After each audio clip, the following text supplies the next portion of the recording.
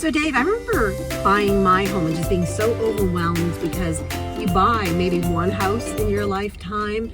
So one of the things that I wanted to talk about today is who's involved in a real estate transaction and how are they compensated. I know the first step is to find somebody that will give you a loan to purchase the home so you can get pre-approved. And how are they compensated? They are compensated by the bank. The bank will pay their fee, so the buyer doesn't have to pay that. And then the next person that you would want to hire is, you would want to find is the buyer agent, who's going to represent you in the transaction. And they're paid through the proceeds of the sale. The seller's agent is compensated the same way. And if the seller agent and the buyer agent collaborate on a deal, the commission is usually split 50-50.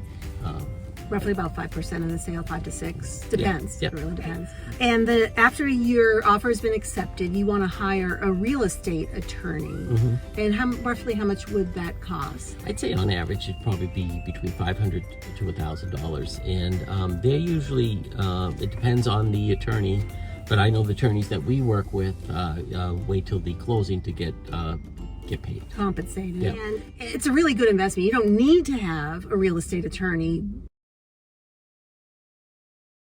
but you really should. I just go back to that old adage, if you're representing yourself, you have a fool for a client.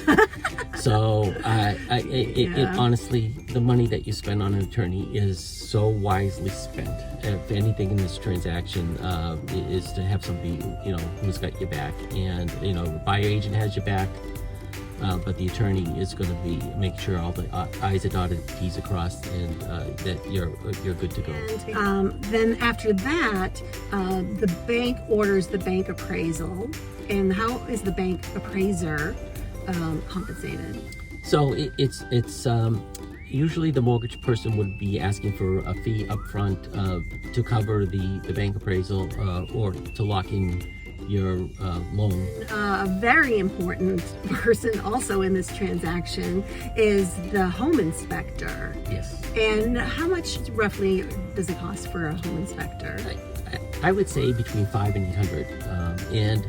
And I know that there are people that do it cheaper than that, but like an attorney, a good home inspector is worth their weight. Definitely. And you want somebody who's going to give you a detailed report. Some of the people that we use, they have pictures.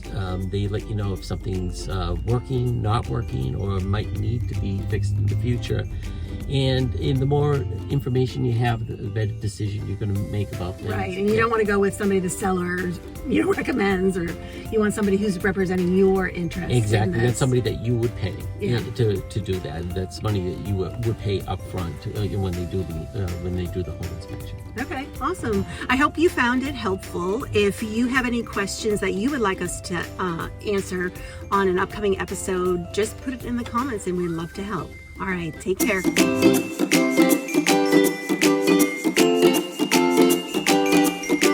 So I was a little hungry, so I picked up a sandwich for my husband. He's a big fan of muffalettas, which if you never had them, they are sandwiches that originated, I believe, at Central Grocery in New Orleans. And basically it's like a salami, ham, gabagool, and an olive salad that they put on top. Really, really delicious.